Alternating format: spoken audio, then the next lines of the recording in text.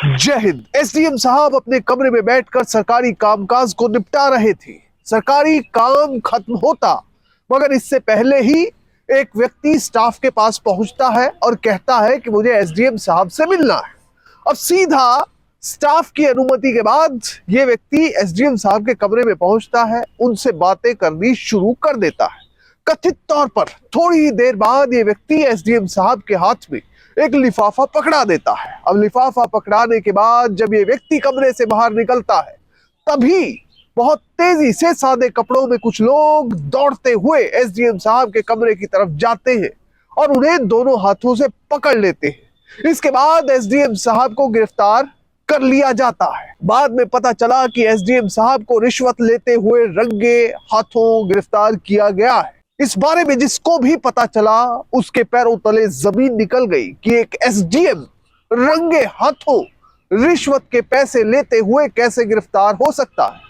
इस पूरे केस के बारे में बात करेंगे, पर सबसे पहले आपसे अपील किया, बड़ी संख्या में हमारे वीडियोस को देख रहे हैं पर चैनल सब्सक्राइब नहीं कर रहे। अगर आप इस वीडियो को देख रहे हैं तो फौरन चैनल को सब्सक्राइब कीजिए, बेल नोटिफिकेशन ऑन कीजिए, वीडियो को ज्यादा से ज्यादा शेयर करें और इसके साथ ही अपना कमेंट देना ना भूलें।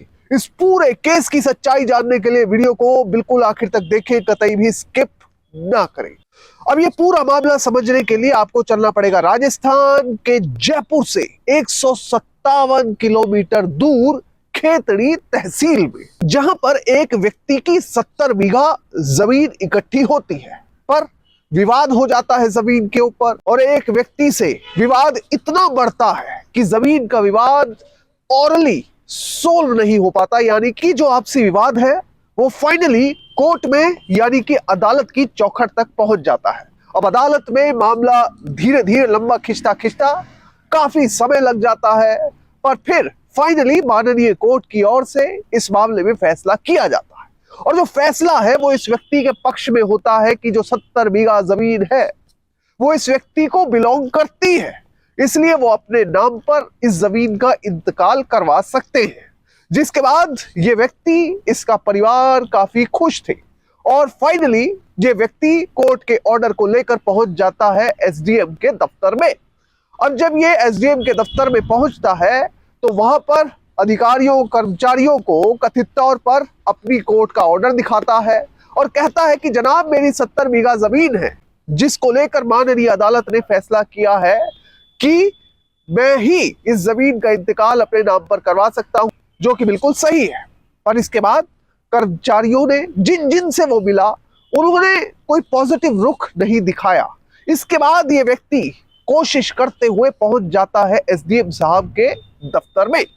स्टाफ से अनुमति लेने के बाद जब ये एसडीएम के दफ्तर में पहुंचता है, उन्हें अपना सारा केस एसडीएम बंशीधर योगी को अपना सारा केस कथित तौर पर समझाता है कि कैसे उसने एक 70 बीघा जमीन के लिए अदालत में केस किया, क्योंकि विवाद चल रहा था। उस जमीन की रजिस्ट्री पहले ही हुई है, पर सिर्फ और सिर्फ इंतकाल को लेकर लड़ाई है और माननीय कोर्ट ने उसके पक्ष में फैसला दे दिया है। इसलिए अब एसडीएम साहब को, उनके दफ्तर को, उनकी जमीन का इंतकाल फौरी तौर पर करवा देना चाहिए। अब इस व्यक्ति के आरोप के मुताबिक जैसे ही उसने एसडीएम साहब के सामने अपनी बात रखी, जो कि उसके मुताबिक लेजिटिमेट थी, एसडीएम साहब ने कहा इसके तो पैसे लगेंगे, आपको खर्चा पानी करना पड़ेगा। और जब ये व्यक्ति पूछता है कि सर मुझे क्या करना पड़ेगा, तो सबसे पहली डिमांड रिपोर्ट इन फैक्ट्स के मुताबिक कथित तौर पर आती है 20 बीघा जमीन की। आरोप के मुताबिक एसडीएम साहब ने इस व्यक्ति से 20 बीघा जमीन अपने नाम करने की मांग कर डाली।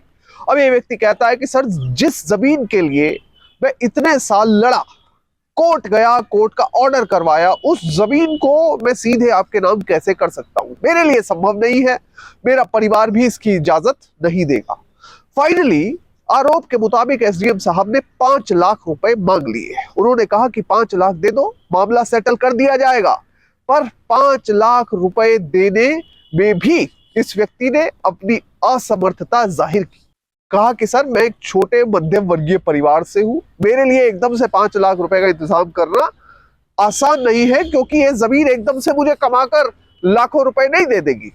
अब फाइनली ये जो मामला है वो 3 लाख रुपए में कथित तौर पर रिपोर्टेड फैक्ट्स के मुताबिक सेटल होता है। और इसके साथ ही आरोप के मुताबिक एसडीएम साहब एक महंगे डिनर सेट की मांग करते हैं, जो कि उन्होंने दिल्ली से मंगवाया। उन्होंने कहा कि ये डिनर सेट भी आपको दिल्ली से लाकर देना पड़ेगा।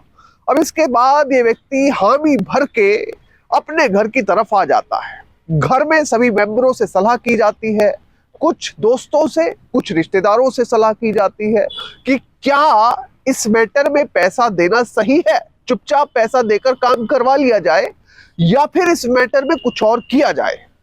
अब जो अच्छे दोस्त थे, परिवार के लोग थे, उन्होंने ये सलाह दी कि देखिए, रिश्वत अगर लेना पाप है, गैर कानूनी है, तो रिश्वत देना भी गैर कानूनी है। इसलिए इस मामले की शिकायत सीधे पुलिस में यानी एसीबी के दफ्तर में की जानी चाहिए कि एक एसडीएम स्तर का अधिकारी रिश्वत मांग रहा है। अब शुरुआत में मन में यही संशय था कि एसडीएम इतना बड़ा अधिकारी होता है, साथ में पुलिस कर्मी और पूरा इतना बड़ा दलबल होता है उनके साथ, क्या उनके खिलाफ अगर कोई शिकायत की जाएगी तो उस पर कोई कार्रवाई होगी भी? इसी को लेकर बड़ा संशय इस व्यक्ति के मन में, इसके परिवार के मन में था। और फिर फाइनली ये परिवादी हौसला दिखाते हुए सीधा एंटी करप्शन ब्यूरो के दफ्तर में जयपुर में पहुंचता है। वहां पर सीनियर अधिकारियों के सामने अपनी पूरी बात रखता है। जनाब, आप मेरी गलती बताइए, मेरी जमीन है, माननीय कोर्ट ने मेरे पक्ष में फैसला किया है, सिर्फ और सिर्फ कोर्ट के फैसले को जमीनी स्तर पर लागू करवाने के लिए मैं एसडीएम साहब के दफ्तर में पहुंचा। मैंने कहा कि सर, इंतकाल करवाना है, उसके लिए आरोप के मुताबिक मुझसे 5 लाख रुपए की डिमांड की गई। सबसे पहले तो 20 बीघा जमीन ही मांग ली। अब जब ये सब बात एसीबी के अधिकारी सुनते हैं तो वो भी हैरान परेशान रह जाते हैं। इसके बाद एडिशनल एसपी पुष्पेंद्र सिंह राठौड़ के नेतृत्व में एक टीम का गठन किया जाता है, और जिस तरह से कोई भी इन्वेस्टिगेटिव एजेंसी काम करती है, उसी तरह से एसीबी ने सबसे पहले फैसला किया कि इस मामले की प्रिलिमिनरी इंक्वायरी की जाएगी। यानी ये चेक किया जाएगा कि एसडीएम पर जो आरोप लग रहे हैं, क्या उनमें कुछ सच्चाई है। अब जो ये व्यक्ति है, ये आरोप के मुताबिक एसडीएम से बात करके ये तय करता है कि सर, मैं आपको 1 लाख रुपए पहले दे दूंगा और 2 लाख रुपए की राशि बाद में दे दी जाएगी। अब 1 लाख रुपए देने के लिए दिन और समय निश्चित किया जाता है। वहां पर ये व्यक्ति पहुंचता है। आरोप के मुताबिक एसडीएम साहब को 1 लाख रुपए पकड़ा दिए जाते हैं। पर इस बार डिफरेंस ये था कि एसीबी के अधिकारी भी दूर से खड़े होकर सब कुछ देख रहे थे और एसडीएम की कार्रवाई पर, उनके कुकृत्यों पर नजर रख रहे थे। फाइनली प्रिलिमिनरी इंक्वायरी की जो रिपोर्ट आई, कथित तौर पर रिपोर्टेड फैक्ट्स के मुताबिक, उसमें पता चला कि दाल में कहीं ना कहीं कुछ काला तो है। इसके बाद फाइनली एंटी करप्शन ब्यूरो ने प्लान किया कि एसडीएम को रंगे हाथों गिरफ्तार किया जाए। अब इसके लिए दिन और समय निश्चित हुआ। इस व्यक्ति ने एसडीएम साहब से बात करके समय और दिन निश्चित किया कि सर, मैं आपको इस दिन पैसे देने आऊंगा। तो फाइनली दिसंबर के महीने में यह व्यक्ति पहुंच जाता है एसडीएम साहब के कैंप ऑफिस में। वहां पर जाकर उनसे मुलाकात करता है और उनके हाथ में रिपोर्टेड फैक्ट्स के मुताबिक एक पैकेट पकड़ाता है। उसके बाद ये पैकेट देता है, कुछ बातें कहता है और दफ्तर से बाहर निकल आता है। अब जैसे ही ये व्यक्ति बाहर निकला, सादे कपड़ों में कुछ लोग एसडीएम के कैंप ऑफिस के बाहर खड़े इंतजार कर रहे थे इस व्यक्ति के सिग्नल का। अब जैसे ही इस व्यक्ति ने सिग्नल दिया, सादे कपड़ों में मौजूद लोग सीधा एसडीएम के कमरे की तरफ दौड़े और उन्हें दोनों हाथों से पकड़ लिया। सबसे पहले कमरे की तलाशी शुरू हुई तो रिपोर्टेड फैक्ट्स के मुताबिक कथित तौर पर एसडीएम के कमरे में 2 लाख रुपए कैश बरामद हुए और इसके बाद एसडीएम को फौरन मौके से गिरफ्तार कर लिया गया। उन्हें कमरे में बिठाकर कई घंटे तक रिपोर्टेड फैक्ट्स के मुताबिक पूछताछ की गई कि आपने ये पैसा क्यों लिया। उनसे यह भी पूछा गया कि क्या ये पैसा आपने खुद ही मांगा था या जबरदस्ती आपको दिया गया। फाइनली इस मामले में प्रिवेंशन ऑफ करप्शन एक्ट के तहत एफआईआर रजिस्टर की गई। इसके साथ ही पुलिस ने यह भी कहा कि सिर्फ पीओसीए नहीं, बल्कि एसडीएम साहब के घर पर और ठिकानों पर छापेमारी हो रही है। अगर आय से अधिक संपत्ति मिली तो उनके खिलाफ एक और मामला रजिस्टर हो सकता है, वो है डिस्प्रपोर्शनेट एसेट्स का, यानी आय से अधिक संपत्ति का। तो एसडीएम साहब के लिए समस्याएं बढ़ गई। अगर इनके बैकग्राउंड की बात करें तो तकरीबन 1.5 महीने पहले यानी 7 अक्टूबर को ही वो बांसवाड़ा से ट्रांसफर होकर खेतड़ी में आए थे और जयपुर में उनका जन्म हुआ साल 1966 में। उसके बाद राज्य की सिविल सेवाओं में एंट्री के लिए उन्होंने कंपटीशन लड़ा और फाइनली सरकारी नौकरी में दाखिल हुए। पहले सब रजिस्ट्रार और तहसीलदार भी रहे और फाइनली कुछ ही समय पहले वो प्रमोट होकर पीसीएस अधिकारी बने, एसडीएम बने।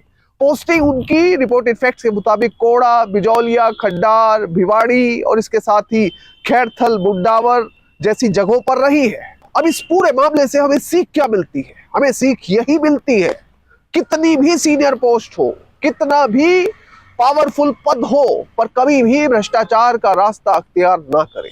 हो सकता है, हालांकि अभी इस मामले में केस रजिस्टर हुआ है, माननीय कोर्ट का फैसला ही अंतिम सत्य और अंतिम तथ्य माना जाएगा, पर यह बात तो जरूर है कि अगर कोई व्यक्ति अनैतिक कार्य की तरफ या किसी व्यक्ति से अपनी तनख्वाह के अलावा पैसे की डिमांड करता है तो उसके लिए समस्याएं खड़ी होना लाजमी है, और सरकारी नौकर के लिए तो खास तौर पर, क्योंकि अगर माननीय कोर्ट का फैसला किसी भी ऐसे व्यक्ति के अगेंस्ट आता है तो नौकरी से टर्मिनेशन तो तय है। इसलिए हमेशा नैतिकता और सच्चाई, ईमानदारी का साथ ना छोड़े और देश को विकास की राह पर, प्रगति की राह पर चलाने में अपना योगदान दे। जय हिंद।